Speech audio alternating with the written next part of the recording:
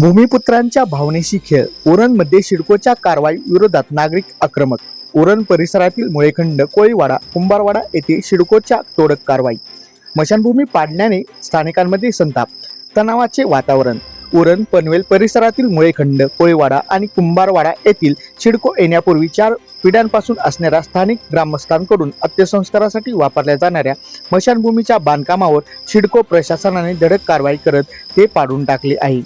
सिडकोच्या या अचानक झालेल्या कारवाईमुळे स्थानिक मुळेखंड ग्रामस्थांमध्ये प्रचंड असंतोष निर्माण झाला असून परिसरात काही काळ तणावाचे वातावरण निर्माण झाले होते. सिडको प्रशासनाच्या वतीने नवी मुंबई आणि नैना क्षेत्रात मोठ्या प्रमाणावर अनधिकृत बांधकामे आणि आरक्षित भूखंडावरील अतिक्रमणाविरोधात विशेष मोहीम राबवली जात आहे. सिडको अधिकाऱ्यांच्या म्हणण्यानुसार सदर स्मशानभूमीचे बांधकाम हे सिडकोच्या अधिकृत मंजुरीशिवाय व विकास आराखड्याच्या नियमांचे उल्लंघन करून करण्यात आले होते.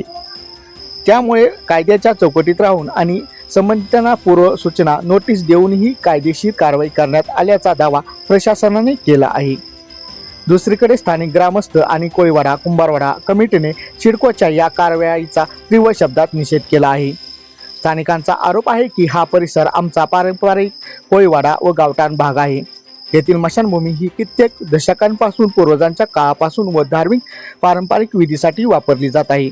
खऱ्या अर्थाने सिडको परिसरामध्ये असणाऱ्या या बेकायदेशीर इमारती किंवा बांधकामावरती कोणत्याही प्रकारची कारवाई न करता किंवा उरण शहर परिसर असेच द्रोणागिरी रस्त्यावर सुरू असणारे आठवडे बाजार कोणाच्या आशीर्वादाने चालत आहेत त्यावर कोणती कारवाई न करता व तिकडे कानाडोळा करून हे अधिकारी फक्त आम्ही काहीतरी कारवाई केली म्हणून गावातील अनेक वर्षापासून असणारी स्मशानभूमी पाडताना प्रशासनाने स्थानिक नागरिकांना विश्वासात न घेता कोणतीही पर्यायी जागा उपलब्ध न करून देता ही कारवाई केली आहे.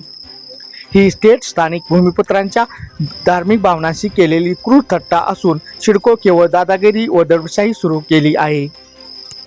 कारवाई दरम्यान कोणताही कायदा व सुव्यवस्था प्रश्न निर्माण होऊ नये म्हणून सिडको प्रशासनाने पथक आणि पोलीस ठाण्याचा चोख बंदोबस्त तैनात करण्यात आला होता. स्थानिक महिला आणि तरुणांनी JCB मशीन अडवून प्रशासनाचा निषेध करण्याचा प्रयत्न केला, मात्र पोलिसांनी मध्यस्थी करत परिस्थिती नियंत्रणात आणली.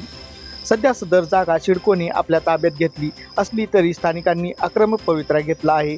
जोपर्यंत सिडको प्रशासन किंवा सहकारी यंत्रणा स्थानिक रहिवाशांना हक्काची आणि सर्व सुविधायुक्त अशी नवीन पर्यायी स्मशानभूमी मंजूर करत नाही तोपर्यंत तीव्र आंदोलन करण्याचा इशारा स्थानिक लोकप्रतिनिधी व ग्रामस्थांनी दिला आहे.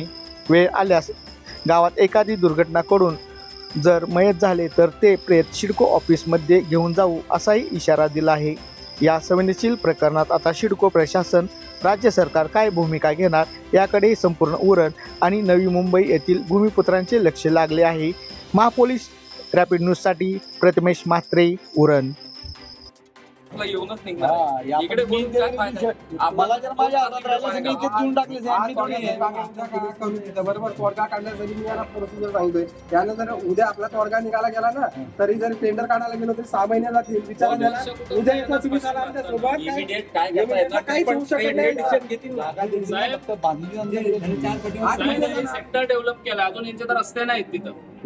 जिथं सेक्टर हे डेव्हलप केले आमच्या गावातून गाड्या जातात. रस्ताच थोडा अनधिकृत आहे. बरोबर रस्ता आमच्या जागेत ना तो आमचा स्वतःचा आम्ही दिलाय ना सिडकोला. आहे ना तिथला रस्ता आहे. रस्ता फोडून टाका.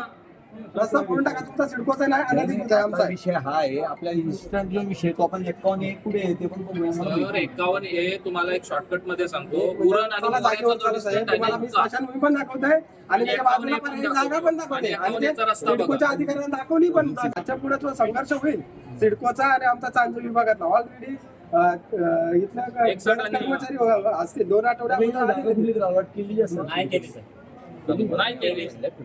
दाखवा पेपर ते पुढे बोकरविड्याच्या इकडं म्हणजे ह्या साहेबांना काय विचारलं की प्लॅनिंगचं वाटतं की प्लॅनिंग आणि हे असं एकत्र बसून पुढं काय आता बोलणार प्लॅनिंग सोबतच बोलणी चालू होती ना साहेब, चर्चा करण्याची काय म्हणतो हे पण बघून घेऊ ना कुठे